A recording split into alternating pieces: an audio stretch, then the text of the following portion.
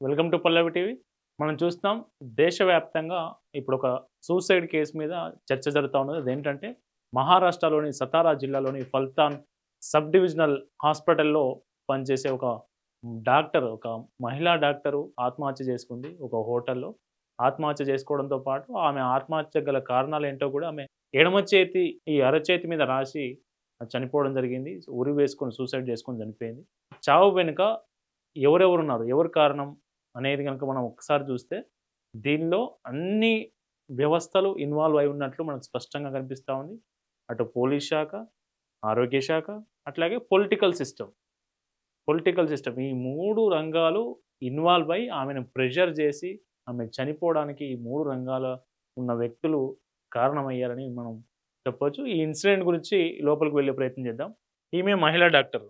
మామూలుగా సాధారణంగా ఎంబీబీఎస్ అయిపోయిన తర్వాత మనకు ఇంటర్న్‌షిప్ తర్వాత ఏదన్నా ఒక రూరల్ లెవెల్‌లో పని చేయాలి. మళ్ళీ రూరల్ లెవెల్‌లో సర్వీస్ అందించాలనే నిబంధన ఒకటుంటది. దానికి ఒక బాండింగ్ ఉంటది. 1 ఇయరా, 2 ఇయర్స్ అది. స్టేట్‌ని బట్టి మారుతా ఉంటది కదా!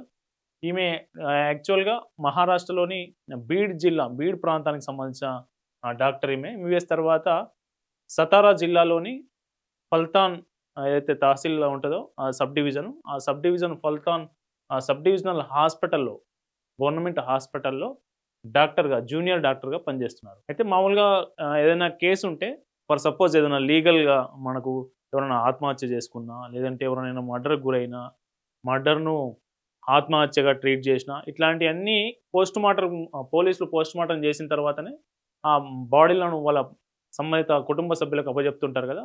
అట్లాగే ఈ హాస్పిటల్‌కి గూడా పోలీసులు నిందితులను గావచ్చు, అట్లాగే పోస్ట్‌మార్టం కోసం గావచ్చు. ఇప్పుడు నిందితులు ఏదనంటే ఎవరైనా నిందితుడిని అరెస్ట్ చేసి జైలుకి తీసుకెళ్ళాలన్నా, లేకుంటే జైలు నుంచి ఉండే సబ్ డివిజన్‌లో జైలు ఏదైతే ఉంటదో, ఆ జైలు నుంచి మెడికల్ టెస్ట్‌ల కోసం తీసుకుపోవాలన్నా ఈ హాస్పిటల్ తీసుకొచ్చేవారు. ఆ హాస్పిటల్ తీసుకొచ్చే క్రమంలో పోస్ట్‌మార్టం రిపోర్ట్‌ని మార్చి రాయమని, అట్లాగే హెల్త్ ఫిట్‌నెస్ సంబంధించి ఫిట్‌నెస్ అంతా బాగున్నా, బాగాలేడని సర్టిఫికేట్ ఇవ్వాలని, అంటే వాళ్ళకు అనుగుణంగా పోలీసులకు అనుకూలంగా రిపోర్ట్‌లు ఏదైతే ఈ మెడికల్ ఆఫీసర్‌గా అంటే డాక్టర్‌గా మెడికల్‌ను వాళ్ళకు అనుకూలంగా ఇవ్వాలని ఈమె మీద ప్రెషర్ పెట్టేవాళ్ళట. ఆ ప్రెషరు మామూలు ప్రెషర్ గాదు. ప్రెషర్‌తో పాటు ఎస్ఐ ఎవరైతే కన్సర్న్డ్ ఏరియాలో ఉండే పోలీస్ స్టేషన్ ఎస్ఐ ఉంటారో, ఆ ఎస్ఐ ఈమెను శారీరకంగా 5 సార్లు రేప్ చేశారట. శారీరకంగా చాలా హింస పెట్టాడని ఆమె తన 5 లైన్‌లతోని ఆమె ఎడమ చేతి మీద సూసైడ్ నోట్ రాసింది. ఆ సూసైడ్ నోట్‌లో ఇద్దరు పేర్లు ప్రస్తావించింది. ఒకరు ఎస్ఐ గణేష్, అట్లాగే ఇంకొకరు సాఫ్ట్‌వేర్ ఇంజినీరు. వాడు మానసికంగా హింసించాడు. వీడు నన్ను 4-5 సార్లు హరాస్ చేశాడు, రేప్ చేశాడని ఆమె తన సూసైడ్ నోట్‌లో చెప్పింది. దాంతో పాటు మిగతా ఒక పొలిటీషియన్ ప్రెషర్ గూడా తన మీద ఉండేదని ఆమె తన సూసైడ్ నోట్‌లో చెప్పడం జరిగింది. చూద్దాం ఎవరెవరు కారణం ఈమె మరణానికి. ఆమె వయసు 24 సంవత్సరాలు. ఒక జూనియర్ డాక్టర్‌గా తన విధులు తాను నిర్వర్తిస్తుంటే, తమకు అనుకూలంగా రిపోర్ట్‌లు రాయమనడం, అట్లాగే తమకు అనుకూలంగా వ్యవహరించాలనడం, ఆ భయపడుతున్న తీరును ఆసరాగా చేసుకొని ఆమె మీద బలవంతం చేయడం, ఆమెను శారీరకంగా హింసించడం, ఇట్లా చేయడం వల్ల ఆమె తన అర్ధాంతరంగా తన జీవితాన్ని ముగించేసుకొని, సూసైడ్ చేసుకొని వెళ్ళిపోయిన పరిస్థితి. ఈ ఈ ఇన్సిడెంట్ మీద ప్రస్తుతం ఇప్పుడు దేశవ్యాప్తంగా చర్చ జరుగుతోంది. దీని మీద మహారాష్ట్రలో ఉన్నది బీజేపీ ప్రభుత్వం గదా! ఈ ప్రభుత్వానికి వ్యతిరేకంగా ఉన్నటువంటి ప్రతిపక్షాలు శివసేన గావచ్చు, అట్లాగే మిగతా పార్టీలు ఏవైతే ఉంటాయో కాంగ్రెస్ గావచ్చు, మిగతా ప్రతిపక్ష పార్టీలన్నీ కలిపి అధికార పార్టీని ఇరుకాటంలో పడేసే ప్రయత్నం చేస్తా ఉన్నాయి. దీని మీద ఇప్పటికే రాష్ట్ర ముఖ్యమంత్రి దేవేంద్ర ఫడ్నవీస్ దీని మీద విచారణకు ఆదేశించారు. ఒక స్పెషల్ టీమ్‌ని గూడా రంగంలోకి దించి దీని మీద స్పెషల్ ఫోకస్ బెట్టారు. అసలు ఈ ఇన్సిడెంట్‌కు ఎవరెవరు కారణం? ఎట్లా కారణమయ్యారనేది ఒకసారి మనం స్థూలంగా చూద్దాం.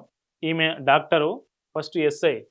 ఈ ఎస్ఐ ఏం చేస్తాడంటే వీడు నిందితులను తీసుకుపోయేది వీడే. అట్లాగే పోస్ట్‌మార్టం గాని ఏదైనా సూసైడ్ కేస్ కావచ్చు, మర్డర్ కేస్ కావచ్చు, దాని పోస్ట్‌మార్టం రిపోర్ట్ చేసేది రిపోర్టు తయారు చేయించి అంటే పోస్ట్‌మార్టం చేయించి దాని రిపోర్ట్‌ను తీసుకునేది ఇతనే కాబట్టి ఇతను ఫస్ట్ నిందితుడు ఇతను. వీడేం చేసేదంటే తనకు అనుకూలంగా ఆయా ప్రాంతాల్లో జరిగే క్రైమ్‌కి సంబంధించి నిందితులు తనకు అనుకూలంగా ఈ రిపోర్ట్‌ను బాగా పైనున్న పొలిటికల్ లీడర్‌లకు అనుగుణంగా మార్చి రాయాలని ఈమె మీద బాగా ప్రెషర్ చేసేవాడు.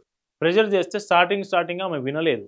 నేను అట్లా రాయడానికి ఒప్పుకోను అన్నప్పుడు ఇక్కడున్న ఈ హాస్పిటల్ మెడికల్ ఆఫీసర్ ఎవరు ఉంటారో ఆ ఆఫీసర్ కంప్లైంట్ చేయడంతో పాటు జిల్లా మెడికల్ ఆఫీసర్ను కూడా ఇన్ఫ్లుయెన్స్ చేసి ఈమె మీద కంప్లైంట్ చేయించిండు. అట్లా 2, 3 సార్లు కంప్లైంట్ చేయించిండు. ఇట్లా ఈమె కరెక్ట్ చేస్తలేదు, వర్క్ చేస్తలేదు అట్లా ఇట్లా అని కంప్లైంట్ చేయించిండు. ఈమె కూడా కంప్లైంట్ చేసింది. వీడు ఇట్లా ఫస్ట్ ఆమె కంప్లైంట్ చేస్తే ఆ తర్వాత వీడిని కూడా వీని ఇన్ఫ్లుయెన్స్‌ని యూజ్ చేసుకొని మిగతా పై ఆఫీసర్లు కావచ్చు, ఇంకా తనకు తెలిసిన రాజకీయ నాయకులు కావచ్చు, వాళ్ళ ద్వారా జిల్లా మెడికల్ ఆఫీసర్ ద్వారా ఈమె మీద ప్రెషర్ తెప్పించిండు. ప్రెషర్ తెప్పించిన తర్వాత ఎట్లాగో తగ్గుతారు కదా! ఇప్పుడు మనం డ్యూటీ చేయాలంటే ఖచ్చితంగా ఏదో ఒకటి తగ్గాల్సిందే. ఈమె తగ్గి వీళ్ళకు అనుకూలంగా రిపోర్ట్‌లు ఇచ్చే క్రమంలో వీడు ఆమె తగ్గిన స్వభావాన్ని వీడు ఆసరా చేసుకొని ఈమె మీద 4-5 సార్లు అత్యాచారానికి పాల్పడ్డాడు ఈ దుర్మార్గుడు. ఇది ఎస్ఐ కథ. వీడు నిన్న ఇన్సిడెంట్ జరిగింది. ఎప్పుడు జరిగింది? 24 తారీఖు నిన్న ఈ ఇన్సిడెంట్ జరిగింది కదా! ఆ ఇన్సిడెంట్ జరిగి అంటే ఈమె సూసైడ్ చేసుకుంది. ఈమె చేతి మీద సూసైడ్ నోట్‌లో ఈమె పేరుందని తెలవగానే వీడి డ్యూటీ వదిలేసి పరారయిండు. ఇప్పటి వరకు వీడి జాడ వీడి పత్తా లేకుండా పోయిండు. వీడి జాడ దొరకట్లేదు ఇప్పటి వరకు కూడా. పోలీసులు వెతుకుతా ఉన్నారు. సర్వీస్ నుంచని రిమూవల్ చేస్తూ ఆ రాష్ట్ర ప్రభుత్వం ఉత్తర్వులైతే జారీ చేసింది తప్ప వీడు ఇంతవరకు దొరకట్లేదు. ఇది వీడి నంబర్ 1 A1 అక్యూజ్డ్ వీడు. యెస్. A2 వీడు ప్రశాంత్ బంకర్. ప్రశాంత్ బంకర్ ఎవడు అంటే వీడు ఒక సాఫ్ట్‌వేర్ ఇంజినీర్. వీడేం చేసిండు అంటే వీని పేరు కూడా తన చేతి మీద ఏదైతే సూసైడ్ నోట్ రాసిందో వీని పేరు కూడా మెన్షన్ చేసింది. వీడు ఎట్లా హింసించేవాడట అంటే ఈమె పనిచేస్తున్నప్పుడు ఏదైనా ఒక కిరాయి ఇంట్లో ఉండాలి కదా! ఆ కిరాయి ఇంట్లో ఉన్నప్పుడు వీడు ఒక ల్యాండ్ లార్డ్ కొడుకు. వీడు సాఫ్ట్‌వేర్ ఇంజినీర్‌గా పనిచేసేవాడు. మామూలుగా ఒక కిరాయి ఇంట్లో ఉంటున్నామంటే ఆ ఓనర్ కొడుకు ఎప్పుడో ఒకప్పుడు తారసపడతాడు. ఆ పరిచయం పెరుగుతుంది కదా! వీ వీ వీనికి ఈమెకున్న పరిచయాన్ని వీడు బాగా వాడుకొని మానసికంగా హింసించేవాడట. చాలా సార్లు టార్చర్ పెట్టేటోడట వీడు కూడా.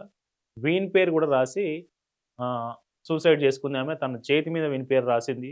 అయితే ఇందులో ట్విస్ట్ ఏంటంటే ఈమె చనిపోయే కొన్ని క్షణాల కంటే ముందు, కొన్ని గంటల కంటే ముందు, కొన్ని నిమిషాల కంటే ముందు కూడా వీడితోని చాటింగ్ చేసింది అని పోలీసులు చూస్తా ఉన్నారు. పోలీసులు వెరిఫై చేస్తా ఉన్నారు.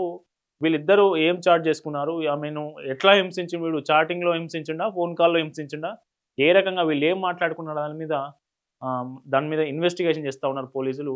వీడు సెకండ్ అక్యూజ్డ్. వీడు నిన్ననే దొరికిండు. ఎప్పుడైతే ఆమె సూసైడ్ కేసు వెలుగులోకి వచ్చిందో వెంటనే ఈ పేరు చేతి మీద కనిపించగానే వీడిని పోలీసులు పట్టుకున్నారు. వీడు చాకచక్యంగా పోలీసుల నుంచి వీళ్ళు నాకు దొరికితే ఖచ్చితంగా నాకు ఏదైనా పెద్దదే శిక్ష పడే అవకాశం ఉంది. ఇది పెద్ద ఇన్సిడెంట్ అయిపోయింది. దేశం మొత్తం ఇప్పుడు దీని గురించి ఆలోచిస్తున్నారు కాబట్టి నా పని అయితే నేను దొరికితేని వీడు భావించి పరారయ్యిండు. వీడు మాత్రం నిన్న పోలీసులు అరెస్ట్ చేశారు. ప్రస్తుతానికి రిమాండ్‌లో ఉన్నాడు. నెక్స్ట్ ఈమె చనిపోవడం వెనుక ఒక ఎంపీ ఉన్నారు. మాజీ ఎంపీ ఒక పొలిటికల్ లీడర్ ఉన్నాడు. ఆ పొలిటికల్ లీడర్‌కి సంబంధించిన పీఏలు ఇద్దరు ఈమెకు ఫోన్ చేసి బాగా బెదిరించేవారు. తమకు అనుకూలంగా రాయాలని, రిపోర్ట్‌లు రాయాలని, తమకు అనుకూలంగా రిపోర్ట్‌లు ఇవ్వాలని, ఫిట్‌నెస్ రిపోర్ట్స్ తయారు చేయాలని ఈమెను బాగా వేధించేవారు. ఫోన్‌లో మాట్లాడాలని బెదిరించేవారు. ఇట్లాంటి అన్ని అలిగేషన్స్ కూడా వస్తా ఉన్నాయి. దీనికి సంబంధించి ఆమె ఫిర్యాదులో కూడా ఏమైతే ఈమెకు జరుగుతున్న అన్యాయంపై ఉన్నతాధికారులకు చాలా సార్లు ఫిర్యాదు చేసింది.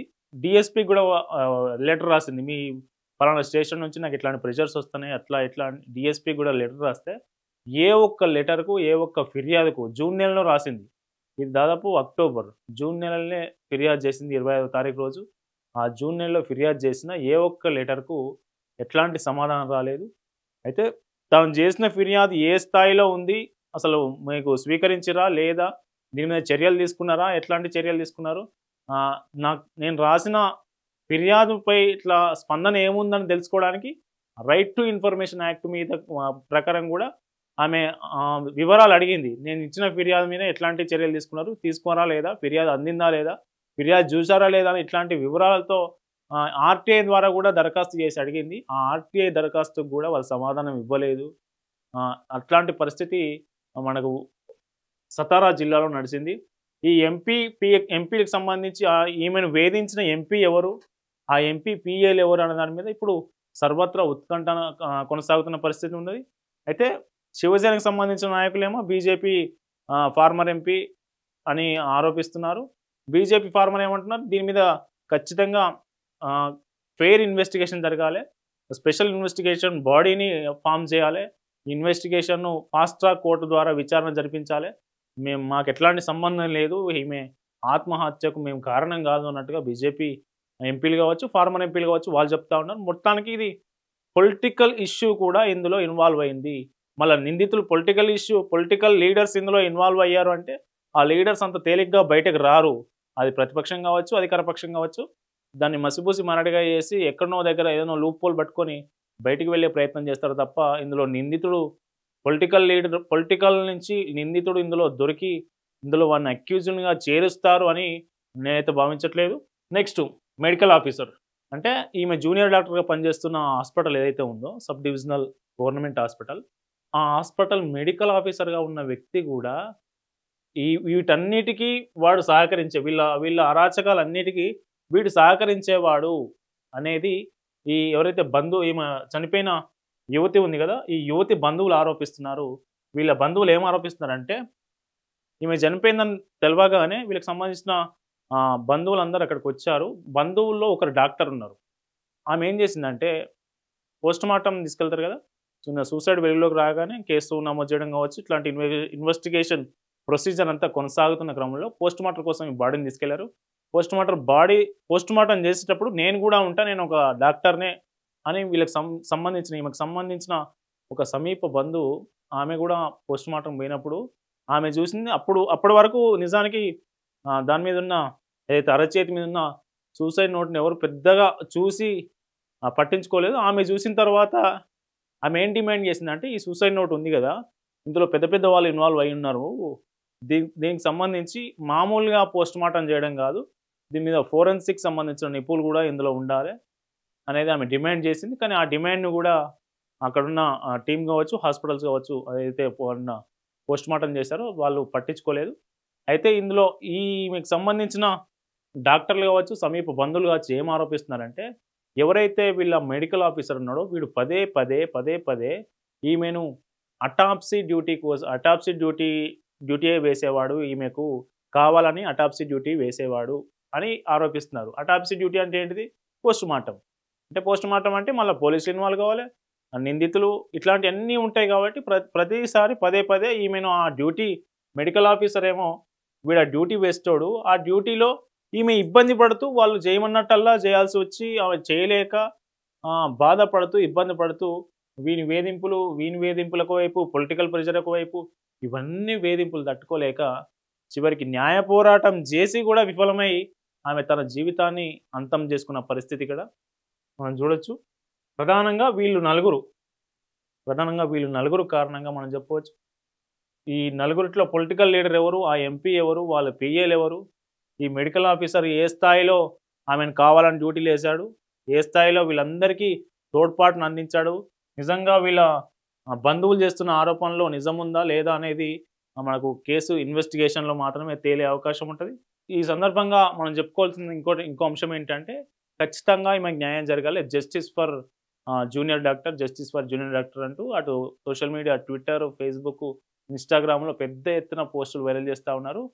ఈ పోస్టులు వైరల్ చేస్తూ మన దగ్గర జరిగిన ప్రియాంక రెడ్డి హత్య కేసు దిశ ఏదైతే ఘటన ఉందో ఆ దిశ ఘటనలో ఎట్లాంటి ఎన్కౌంటర్ అయితే జరిగిందో, ఆమెకు ఎట్లా న్యాయం జరిగిందో, నిందితులను ఎట్లయితే కాల్చి చంపారో అదే తరహా ట్రీట్మెంట్ ఇక్కడ కూడా మాకు కావాలి అనే డిమాండ్ పెరుగుతూ ఉన్నాయి. మనం చూడొచ్చు.